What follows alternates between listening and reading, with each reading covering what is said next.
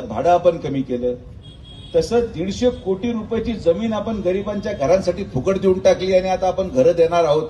याच्या इतकं पुण्य काय लाभणार आहे?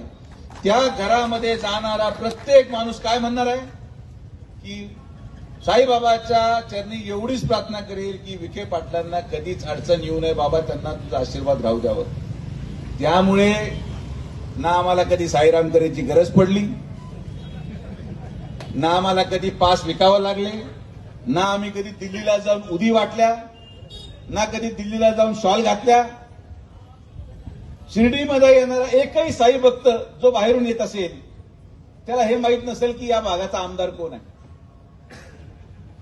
त्याला हे माहिती असेल की गेट नंबर 2 वरचा सुरक्षा रक्षक कोण आहे. त्याला हे माहित असेल की मंदिरामधला मुख्य पुजारी कोण आहे.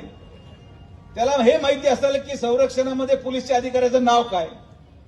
आणि फार मोठा व्हीआयपी झाला तर त्याला हे माहित असतं की शिर्डी संस्थानचा सीईओ कोण.